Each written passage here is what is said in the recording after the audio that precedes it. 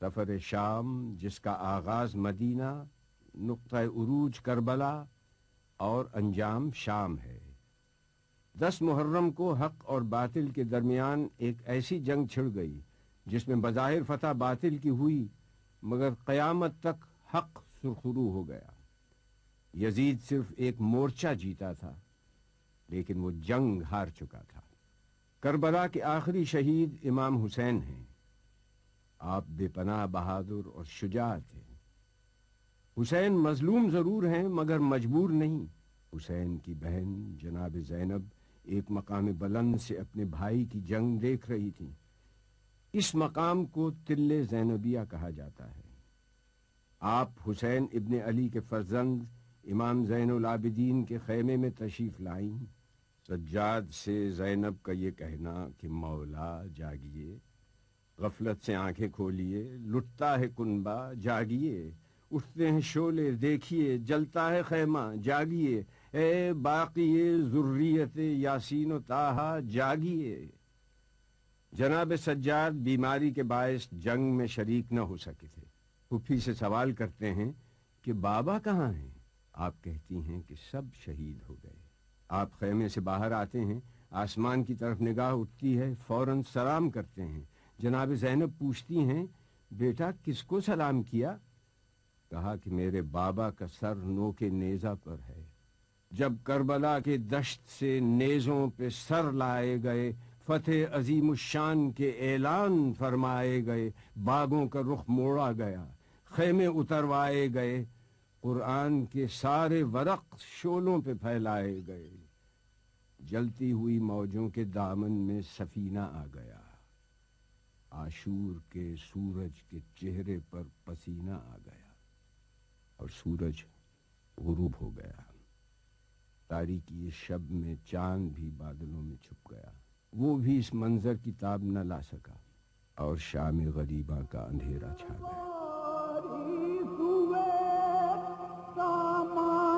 گرفتاری ہے جو علیوں کے ابواب کے مددگاری ہے، کربلا میں ہے یہ فریاد کسی کی کہ برادر دوڑو، ارے کوئی چلاتی ہے عباس دلا بھر دوڑو، کوئی کہتی ہے تڑپ کر میرے دل بھئی دوڑو، ارے مالوسی جاتی ہے بیٹا علی اکبر دوڑو۔ رسول کی نواسی علی کی بڑی بیٹی زینب کربلا کے صحرا میں بے آب و گیا جنگل میں جلے ہوئے خیموں کے درمیان عورتوں اور بچوں کو جمع کرتی ہیں، ان کے دلوں کو تسلی اور ڈھارس دیتی ہیں، اور اب اس لٹے ہوئے قافلے کی سپہ سالار بھی جناب زینب ہیں۔ آپ نے جس عزم راسخ، جذبہ، ایثار، ذوق جہاد، صبر و استقامت کا مظاہرہ کیا، اس کی تاریخ اسلام میں کوئی دوسری مثال پیش نہیں کی جا سکتی۔ آپ نے حسین ابن علی کے عظیم مقصد میں بھرپور ساتھ دیا اور شریکت الحسین کہلائیں۔ 11 محرم کی وہ صبح تھی جب اہل بیت کو کوفہ جانے کا حکم ملا۔ کربلا سے کوفہ کا فاصلہ 56 میل کا ہے۔ یہ فاصلہ بہت سرعت سے طے کیا گیا اور روایت کے مطابق قافلہ 11 محرم کی شام کو کوفہ پہنچ گیا تھا۔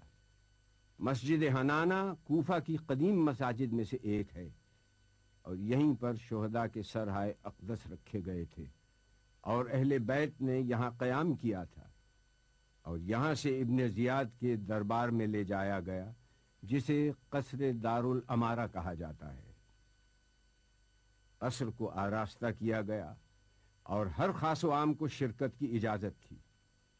حکومت کی جانب سے اعلان کیا گیا تھا کہ امیر پر ایک خارجی نے خروج کیا ہے، اس کے مقابلے میں حکومت کو کامیابی ہوئی ہے، آج اس کے اہل و عیال کو گرفتار کر کے کوفہ لایا گیا ہے۔ بازار کوفہ سے قصر تک لوگوں کا ازدحام تھا۔ فتح کے نقاروں پر چوٹ پڑ رہی تھی۔ جب اہل بیت کو ابن زیاد کے سامنے پیش کیا گیا تو اس نے جناب زینب سے مخاطب ہو کر کہا کہ سنتی ہو، یہ میری فتح کے شادیانے ہیں، یہ میری فتح کا اعلان ہے۔ شادیانے خاموش ہوئے۔ اذان کی آواز گونجی۔ آپ نے کہا، ذرا غور سے سن ان الفاظ کو، یہ میرے بھائی کی فتح کا اعلان ہے۔ شادیانے بند ہو جائیں گے لیکن یہ اذان تا قیامت گونجتی رہے گی اور میرے بھائی کی حقانیت اور اصول پسندی کی یاد دلاتی رہے گی۔ اس نے جناب زینب سے مخاطب ہو کر کہا، خدا نے تمہارے بھائی کو قتل کیا اور تمہیں رسوا کیا اور تمہارے دعوے اور جھوٹ کو آشکار کر دیا۔ جناب زینب نے اس وقت خطبہ ارشاد فرمایا، شکر ہے خدا کا جس نے ہم کو بزرگی اور کرامت عطا فرمائی، اپنے نبی محمد صلی اللہ علیہ وسلم کی وجہ سے پاک کیا اور ہم کو ہر نجاست و ناپاکی سے جو حق پاک کرنے کا تھا پاک کیا، اور عنقریب فاسق رسوا اور ذلیل ہوگا اور فاجر جھوٹا ہے۔ ابن زیاد نے کہا، تم نے دیکھا کہ خدا نے تمہارے بھائی حسین سے کیا سلوک کیا؟ جناب زینب نے فرمایا کہ میں نے سوائے نیکی اور خیر کے اور کوئی چیز خدا کی جانب سے نہیں دیکھی۔ ہم اہل بیت کے لیے اللہ نے شہادت مقدم فرمائی، وہ لڑے اور شہید ہو گئے۔ تجھے ایک دن خدا کے سامنے جواب دینا ہوگا، اس دن کے لیے تیار ہو جا۔ افسوس تو عارضی قوت و اقتدار کے نشے میں چور ہے، تیری یہ حکومت اور سلطنت دنیا زائل ہونے والی چیز ہے۔ حسینی انقلاب نے کوفے کے اس قصر کو رہتی دنیا تک کے لیے زمین بوس کر دیا جو آج ہماری نظروں کے سامنے ہے۔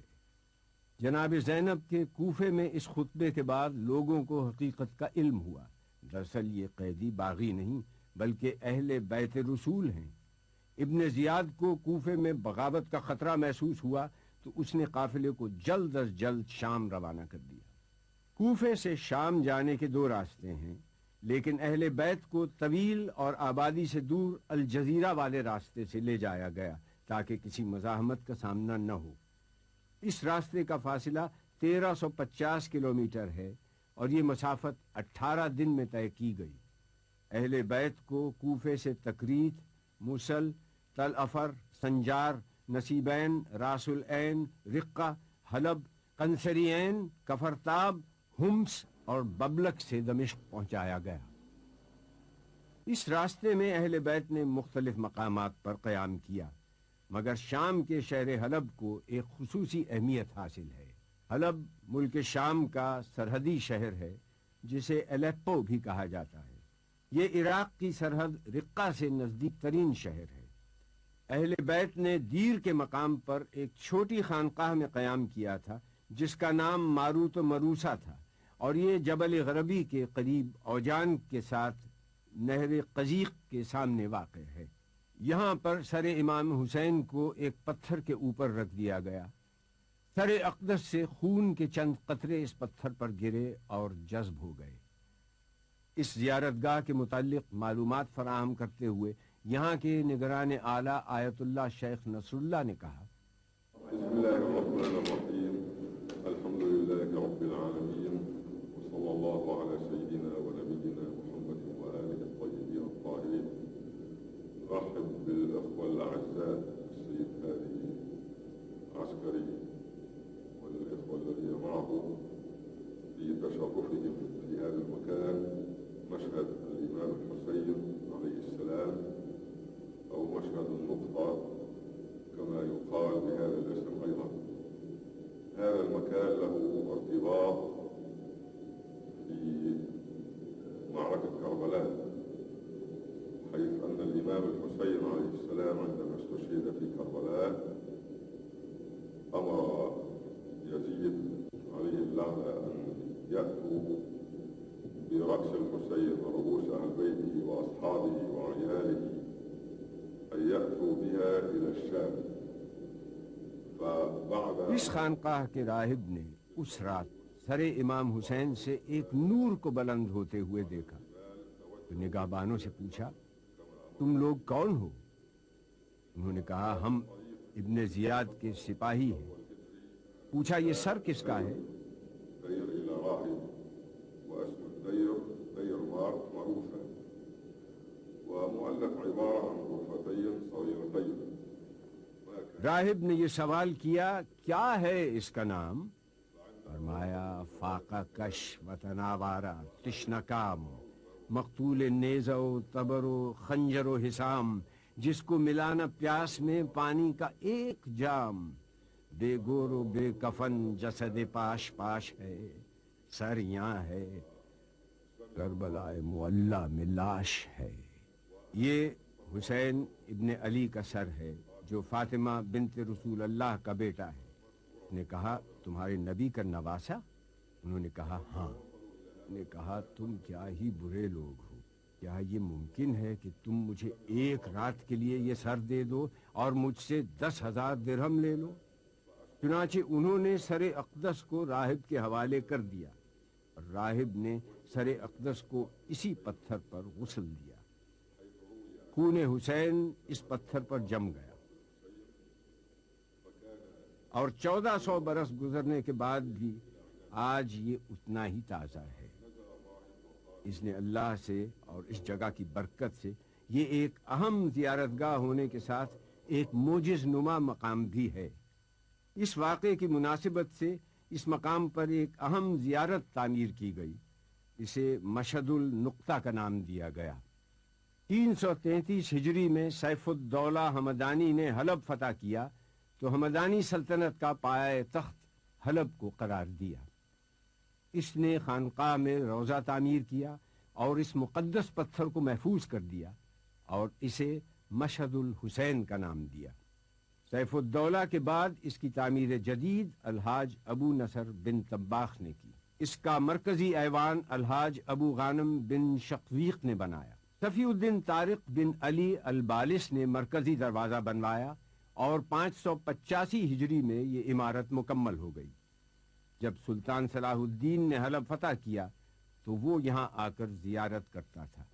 تاتاریوں کی یلغار نے اس زیارت گاہ کو بھی نہ چھوڑا، وہ لوٹ مار کرتے ہوئے تمام تحائف و جواہر لے گئے اور عمارت کو شدید نقصان پہنچا۔ جب ملک سلطان الظاہر حلب کے حکمران ہوئے تو انہوں نے یہاں تعمیر نو کا بیڑا اٹھایا۔ 1970 میں اس زیارت گاہ کی تعمیر جدید کا کام از سر نو شروع کیا گیا، جس کی سرپرستی آیت اللہ سید محسن الحکیم نے کی اور آیت اللہ شیخ نصر اللہ کو تعمیری امور کا نگران مقرر کیا۔ زائرین کی سہولت کے لیے وسیع و عریض صحن بنائے گئے اور جدید سہولتیں فراہم کی گئیں۔ زیارت گاہ سے ملحق مسجد ہے۔ حدیث عشق دو باب است، کربلا و دمشق، یہ کہ حسین رقم کر دو دیگر زینب۔ ملک شام جس کا نام سوریہ بھی ہے، دمشق اس کا دارالخلافہ ہے۔ یہ فلسطین اور ترکی کے وسط میں واقع ہے۔ پیغمبر حضرت آدم نے یہاں رہائش اختیار کی تھی۔ قابیل نے اپنے بھائی حابیل کو اسی سرزمین پر قتل کیا تھا۔ دمشق دنیا کا قدیم ترین شہر ہے۔ زمانہ قبل از تاریخ دمشق موجود تھا۔ 732 قبل مسیح اسیرین آباد تھے۔ اس کے بعد مختلف قومیں آباد رہیں۔ دمشق قدیم اور جدید تہذیب کا سنگم ہے۔ تاریخ دان دمشق کو جولاق، الفایا، الشام، دمشق ابن کنعان کہتے ہیں۔ قدیم دمشق کے چاروں طرف مضبوط دیوار تھی اور 8 قدیم دروازے تھے، جن میں سے 2 اسلامی حکومتوں کی یادگار ہیں۔ دمشق کو اسلامی دنیا میں ممتاز مقام حاصل ہے، جس کی بنیادی وجہ روضہ سیدہ زینب، قبرستان باب صغیر، مسجد اموی، روضہ جناب رقیہ بنت حسین ہے۔ قبرستان باب صغیر دمشق میں مقام شرجی میں واقع ہے۔ یہ ایک وسیع و عریض قبرستان ہے جہاں عام لوگوں کے علاوہ اسلامی دنیا کی عظیم برگزیدہ ہستیاں امہات المومنین اور امام زادگان مدفون ہیں۔ ان قبور کی خاص پہچان یہ ہے کہ ان پر سبز گنبد ہے۔ یہ حضرت بلال حبشی کی قبر ہے۔ آپ کا تعلق حبش سے تھا۔ آپ صحابی رسول ہیں اور آپ کو اسلام کے پہلے مؤذن ہونے کا شرف حاصل ہے۔ مقصود تھا جو تذکرہ رب ذوالجلال، فرمان پر رسول کے حاضر ہوئے بلال، ایسی اذان دی کہ فضا ہو گئی نہال، حیرت سے سن رہے تھے فصاحان با کمال، اب کیا کریں ثنا کوئی ایسے مقال کی، تاریخ میں ہے گونج اذان بلال کی۔ رابر میں صحابی جلیل عبداللہ ابن جعفر طیار کی قبر ہے۔ اس گنبد کے نیچے اسما زوجہ جعفر طیار، سیدہ میمونہ بنت امام الحسن اور حمیدہ بنت مسلم ابن عقیل ہیں۔ ایک گوشے میں سکینہ بنت الحسین اور سیدہ ام کلثوم بنت امام علی ابن ابی طالب کا روضہ ہے۔ جناب سکینہ امام حسین کی چھوٹی اور لاڈلی صاحبزادی تھیں، جن کا انتقال شام کے قید خانے میں ہوا۔ ننھی سی کہاں قبر بناؤں میں تمہاری، چادر بھی نہیں جس کا کفن دوں تمہیں باری، پردیس میں کی تو نے قضا ہے میری پیاری، کیا آخری خدمت کرے ماں درد کی ماری، پوشیدہ تہ خاک جو تن ہوگا تمہارا، یہ خون بھرا کرتا ہی کفن ہوگا تمہارا۔ جناب ام کلثوم علی ابن ابی طالب کی چھوٹی بیٹی ہیں۔ آپ جناب زینب کے ساتھ مدینے سے کربلا، کوفہ اور شام میں برابر کی شریک سفر رہیں۔ یہ روضہ امام زادہ سید عبداللہ کا ہے۔ آپ امام زین العابدین کے فرزند ہیں۔ دو ازواج رسول کے روضے بھی اسی قبرستان میں ہیں۔ ام حبیبہ کی قبر مبارک یہ ہے۔ آپ کا اصل نام رملہ ہے۔ آپ کا انتقال 44 ہجری میں ہوا۔ آپ پاکیزہ ذات، عمدہ صفات اور سخاوت کرنے والی بلند ہمت خاتون تھیں۔ یہ ام سلمہ کی قبر مبارک ہے۔ آپ کا اصل نام ہندیہ اور رملہ ہے، کنیت ام سلمہ ہے۔ آپ کا انتقال 61 ہجری کے آخر میں 84 سال کی عمر میں ہوا۔ یہ کنیز فاطمہ جناب فضہ کی قبر ہے۔ آپ کا تعلق حبشہ سے تھا۔ آپ کا اصل نام میمونہ تھا۔ فضہ کے معنی چاندی کے ہیں۔ آپ نے جناب فاطمہ زہرا کی خدمت کو اپنا فریضہ بنایا۔ آپ واقع کربلا میں شریک رہیں اور اپنے آخری ایام تک اہل بیت کے ساتھ رہیں۔ وہ مکتب آئین مساوات کی تہذیب، وہ فضہ نوازی میں مدارات کی تہذیب، اللہ رے میزان مساوات کا وہ گھر، جو کام ہو فضہ کا وہ زہرا کے برابر۔ اسی قبرستان کے نزدیک رؤوس شہداء کربلا ہے۔ روایت کے مطابق یہاں کربلا کے 16 شہداء کے سرہائے مبارک دفن ہیں اور یہاں ایک زرعی تعمیر کی گئی ہے۔ مسجد اموی سے نزدیک رقیہ بنت حسین کا روضہ ہے۔ حکومت ایران نے گرد و نواح کے مکانات خرید کر اس مقام پر ایک شاندار روضہ تعمیر کیا جو رقیہ بنت الحسین کے نام سے مشہور ہے۔ شہر دمشق سے 15 کلومیٹر کے فاصلے پر جناب زینب کا روضہ ہے۔ یہ مقام پہلے راویہ کے نام سے مشہور تھا، اب اسے زینبیہ کہا جاتا ہے۔ آپ کی ولادت 5 جمادی الاول 5 ہجری میں ہوئی۔ آپ کا نام زینب رسول اکرم صلی اللہ علیہ وسلم نے رکھا۔ زینب عبرانی لفظ ہے۔ یہ لفظ زین سے اور اب سے مرکب ہے، جس کے معنی ہیں باپ کی زینت۔ آپ کے مشہور القاب عقیلہ، عارفہ، موثوقہ یعنی معتبر خاتون، عالمہ، فاضلہ، کاملہ، عقیلہ بنی ہاشم، عابدہ آل محمد ہیں۔ تاریخ نے آپ کو ام المصائب کا لقب بھی دیا۔ آپ عبداللہ جعفر طیار کی زوجہ ہیں اور آپ کے دونوں فرزند اون و محمد کربلا میں شہید ہوئے۔ واقعہ کربلا کے کچھ عرصے کے بعد آپ کی وفات ہو گئی۔ جناب زینب نے عصمت و پاکیزہ عادات اپنے نانا رسول اکرم صلی اللہ علیہ وسلم سے سیکھیں، صبر و وقار اپنی نانی جناب خدیجہ سے لیں، فصاحت و کلام کا درس اپنے والد علی ابن ابی طالب سے لیا، عفت اپنی والدہ گرامی جناب فاطمہ زہرا سے سیکھیں، علم اور بردباری اپنے بھائی حسن سے، اور شجاعت اور شہامت اپنے بھائی حسین سے حاصل کی۔ آپ سرچشمہ نبی کی پارہ جگر ہیں، صاحب خلق عظیم، بے پایاں شرف کی مالک ہیں، پرہیزگاروں کے لیے سرمایہ افتخار ہیں، اللہ کی رحمتیں اور برکتیں آپ پر سایہ فگن ہیں۔ آپ زمزم و صفا کی آبرو بڑھانے والی بیوی ہیں، آپ مظہر وصف امامت ہیں۔ آپ کے روضے کی تعمیر ترک سلاطین کے دور میں ہوئی اور تعمیر جدید 1988 عیسوی میں کی گئی۔ 54 میٹر بلند مینار تعمیر کیا گیا جس پر ایرانی طرز کے کاشی ٹائلز استعمال کیے گئے ہیں اور اللہ کے 99 نام لکھے گئے ہیں۔ روضے کا گنبد سونے کا ہے۔ مسجد اموی ایک نہایت وسیع و عریض شاندار مسجد ہے۔ یہ اپنے تاریخی حوالے سے منفرد اہمیت کی حامل ہے۔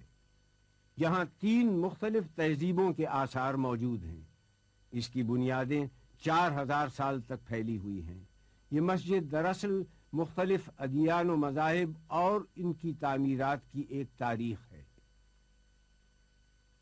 4000 سال پہلے آتش پرستوں کی عبادت گاہ تھی جہاں ان کے خدا آزر کی پوجا ہوا کرتی تھی۔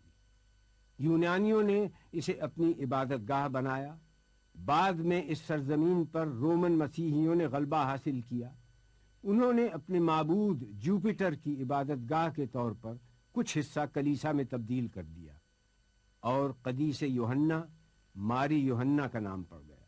17 ہجری میں مسلمانوں کے ہاتھوں دمشق فتح ہوا تو یہ آتش کدہ بت کدہ کلیسا بعد میں مسجد میں تبدیل ہو گیا۔ ولید بن عبد الملک نے اسے جامع مسجد اموی کا نام دیا۔ اس سے قبل 61 ہجری میں یہ یزید کا دربار تھا۔ اس کا مجموعی رقبہ 15,000 مربع میٹر ہے۔ مسجد کے وسط میں نبی اللہ حضرت یحییٰ ابن زکریا کا سر بھی دفن ہے۔ مسجد اموی سے ملحق کھنڈرات کا ڈھیر آج بھی موجود ہے۔ یہ یزید ابن معاویہ کا محل ہے جہاں وہ رہتا تھا۔ ماضی میں ظلم و استبداد کرنے والی حکومتوں اور جابر حکمرانوں کا ذکر اب ان زمین بوس کھنڈرات تک محدود ہے، وہ بھی اس لیے کہ اگر آج دنیا میں کہیں بھی ظلم و جور ہوگا تو ان حکمرانوں کا انجام بھی اس سے مختلف نہیں ہوگا۔ محل سے نزدیک ہی ایک بند گلی میں ویران اجاڑ تہہ خانے میں یزید ابن معاویہ کی قبر ہے۔ ہیں زیر زمین صاحب تخت و علم و تاج، جو صاحب نوبت تھے نشاں ان کے نہیں آج، جو شاہ کے شاہوں سے صدا لیتے رہے باج، وہ باد فنا آپ کفن کے رہے محتاج۔ جب اہل بیت کا قافلہ دمشق پہنچا تو ان کو ایک تاریک زندہ میں قید کر دیا گیا۔ جب قیدیوں کو خانہ زندہ میں شب ہوئی، بچوں کو مارے خوف کے حالت عجب ہوئی، گھٹ گھٹ کے دختر شہیدین جاں بلب ہوئی، مستر کمال بن